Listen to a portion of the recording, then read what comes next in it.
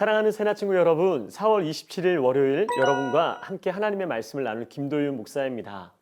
여호와는 나의 목자시니 내게 부족함이 없으리로다. 시편 23편 다윗의 고백이죠. 어린 다윗은 목동으로서의 삶을 살았습니다. 그 들판에서 비바람도 불고 맹수들의 습격도 있었고 힘든 시간도 분명히 많았을 것입니다. 하지만 다윗은 부족함이 없습니다 라고 고백했죠. 누가 봐도 부족함이 많을 수 있는 상황이지만 부족함이 없다고 고백할 수 있었던 이유, 바로 여호와 하나님이 다윗의 목자가 되어주셨기 때문입니다. 이 얼마나 멋진 고백입니까? 어렵고 힘들어도 때론 부족함이 많아도 주님이 나의 목자가 되시면 그 모든 것을 뛰어넘어 나는 부족함이 없습니다 라고 고백할 수 있는 것이죠.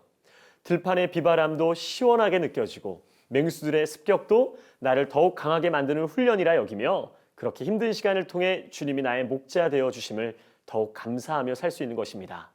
누구를 따라가느냐는 우리의 삶에 있어 너무나 중요한 통로가 됩니다. 여러분은 지금 누구를 따라가고 있습니까? 오늘도 말씀을 통해 우리가 따라가야 할 목자 되신 주님을 경험하는 은혜의 시간이 되기를 축복하며 행복한 큐티 시작합니다. 오늘의 주제는 주님만 따라가기입니다. 오늘의 말씀은 신명기 10장 12절에서 22절입니다. 이스라엘아, 지금 너희 하나님 여호와께서 너희에게 요구하시는 것이 무엇이냐? 오직 너희 하나님 여호와를 경외하고 그분의 모든 길로 걸어가며 그분을 사랑하고 너희 하나님 여호와를 온 마음과 온 영혼으로 섬기며 내가 오늘 너희가 잘 되라고 주는 여호와의 명령과 규례를 지키는 것 아니냐? 보라, 하늘과 하늘에서 가장 높은 하늘도 땅과 그 안의 모든 것도 너희 하나님 여호와께 속해 있다. 오직 여호와께서 지금처럼 다른 모든 민족들 가운데 너희를 선택하신 것은 너희 조상들을 기뻐하고 사랑하셨기 때문이다. 그러므로 너희 마음에 할 일을 행하고 더 이상은 목이 곧은 사람들이 되지 말라. 너희 하나님 여호와는 신의 신이시며 주의 주이시며 위대한 하나님이시며 강력하고 두려운 하나님이시다. 그분은 사람을 겉모양으로 보지 않으시고 뇌물을 받지 않으시는 분이다. 그분은 고아와 과부의 사정을 변호하시고 이방 사람들에게 먹을 것과 입을 것을 주시며 사랑하시는 분이다. 그러니 너희는 이방 사람들을 사랑해야 한다. 이는 너희 자신도 이집트에서 이방 사람들이었기 때문이다. 오늘 본문 12절 말씀을 보면 이스라엘아, 지금 너희 하나님 여호와께서 너희에게 요구하시는 것이 무엇이냐? 그리고 13절에 이렇게 이야기를 합니다. 내가 오늘 너희가 잘 되라고 주는 여호와의 명령과 규례를 지키는 것 아니냐? 하나님께서 우리에게 요구하시는 것은 우리가 잘 되라고 주시는 그 말씀을 지키라는 것입니다. 누군가가 상대에게 요구할 때는 자신의 유익을 위해 요구하는 것이 일반적이죠. 하지만 하나님께서는 우리를 위한, 그리고 우리에게 유익이 되는 것을 요구하십니다. 우리가 잘 되길 원하시기 때문에 요구하시는 것이죠. 그렇다면 잘 되는 것이 무엇일까요? 여러분, 잘 되고 싶으신가요? 그렇다면 여러분에게 있어서 잘 되는 것은 무엇인가요? 우리는 끊임없이 잘 살기 위해, 잘 되기 위해 노력하며 삽니다. 하지만 근본적인 잘 사는 것, 잘 되는 것에 대한 이해가 없다면 우리는 늘 반복되는 시간과 상황 속에서 다람쥐 쳇바퀴 돌듯 달리고 또 달리다 어느 순간 무너지게 될지도 모릅니다. 우리가 이 땅에서 잘 살고 싶은, 잘 되기를 원한다면 오직 한 가지입니다. 하나님 보시기에 옳고 좋은 것을 하면 됩니다. 기가 막힌 것은 그것이 무엇인지 해답이 적혀 있는 책이 있죠. 바로 성경입니다. 그 말씀대로 살면, 그 명령과 규례를 지키면, 최대한 그 말씀대로 살기 위해 노력이라도 한다면 우리는 잘 사는 길에 들어서는 것이죠. 그렇게 우리는 잘 살 수 있습니다. 그것을 어떻게 알고 확신하는가? 하나님께서 그렇게 말씀하셨기 때문입니다. 하나님께서 약속하셨기 때문이죠. 앞으로의 미래를 우리는 볼 수 없지만 현재 지금 우리에게 말씀하시는 하나님을 바라보며 사는 것이 믿음입니다. 우리는 그렇게 약속하신 하나님을 바라보고 의지하며 믿음으로 사는 것이죠. 믿음이 흔들리면 다시 말씀 앞에 나아가야 하는 것입니다. 다시 찬양하며 우리의 흔들리는 믿음을 붙잡는 것입니다. 그렇게 하나님의 말씀 안에서 사는 것입니다.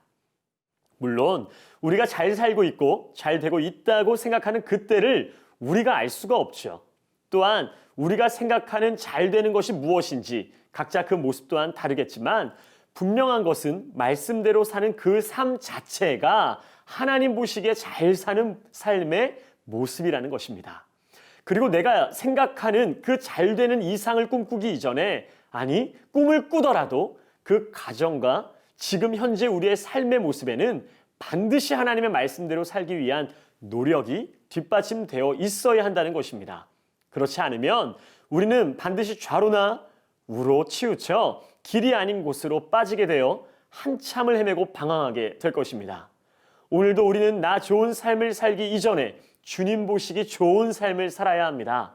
그렇게 사는 어느 날 우리는 그것이 나 좋은 삶임을 깨닫게 될 것입니다. 물론 그것은 주님 보시기 좋은 삶을 살기 위해 애쓰는 자만이 누릴 수 있는 특별한 은혜입니다. 주님 보시기 좋은 삶이 나의 삶이 되고 주님 보시기 좋은 꿈이 나의 꿈이 되며 그것이 내가 이 땅에서 꿈꾸며 살아야 할 진정한 나의 모습임을 알게 될 것입니다. 하나님이 지금 우리에게 요구하시는 것이 무엇인지를 아는 것만으로도 기뻐하는 여러분 되기를 바랍니다. 그 요구하심은 다 우리가 잘 되기 위한 하나님의 특별한 부탁이시자 명령이시자 사랑의 고백이십니다. 그 사랑의 고백을 온전히 받고 누리며 사는 그러한 사람은 결코 목이 곧은 사람이 될 수 없습니다. 그 하나님의 말씀, 그 사랑 안에 거하는 여러분 되기를 축복합니다.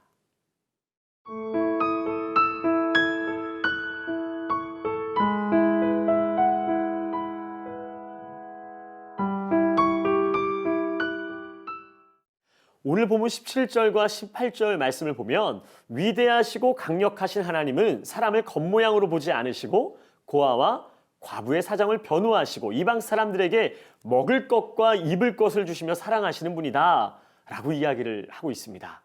먼저 여러분은 여러분의 겉모습을 인정받고 싶으신가요? 여러분의 마음을 인정받고 싶으신가요? 그렇다면 여러분은 여러분의 겉모습을 인정받기 위해 애쓰며 살고 있나요? 아니면 여러분의 마음을 인정받기 위해 애쓰며 살고 있나요?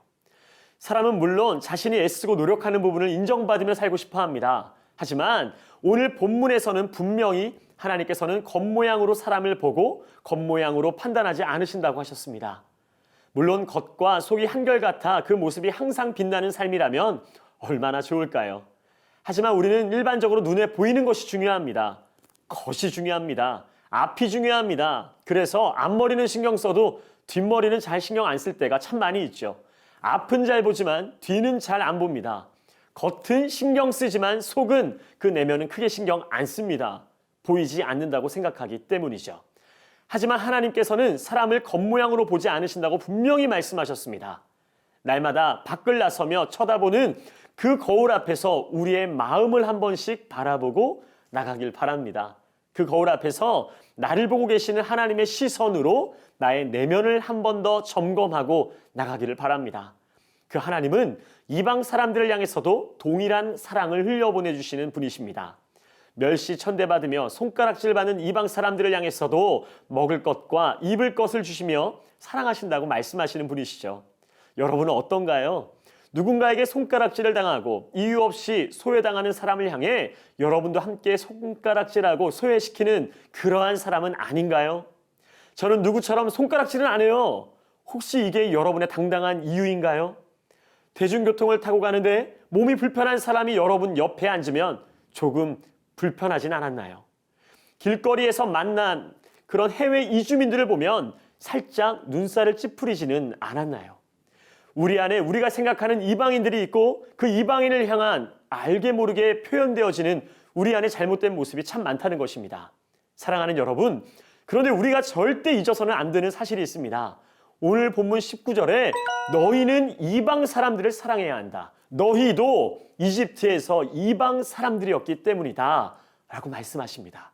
너희도 이방 사람들이다. 사랑하는 여러분, 잊지 말아야 될 사실이 있습니다. 천국 시민으로 살아가는 여러분은 이 땅에서 살 때 모두 이방인입니다. 그리스도의 사람으로 살아가는 모국은 바로 천국이죠. 그렇다면 우리는 모두 이방인입니다. 이방인으로서, 나그네로서 이 땅에서 잠시 살다 우리는 언젠가 천국으로 갈 사람들입니다. 그렇다면 우리는 하나님께서 그러하신 것처럼 더욱 이방인을 사랑해야 합니다. 우리 마음속에 이방인을 사랑하는 그것이 즉 나를 사랑하는 것입니다.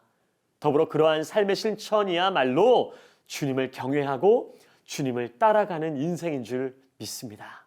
함께 기도하겠습니다. 사랑하는 주님, 감사합니다. 주님이 제 마음과 생각과 행동의 주인이 되어주셔서 오늘도 주님만 따라가는 귀한 하루가 될 수 있도록 인도하여 주옵소서. 감사와 찬양을 드리며 예수 그리스도의 이름으로 기도합니다. 아멘.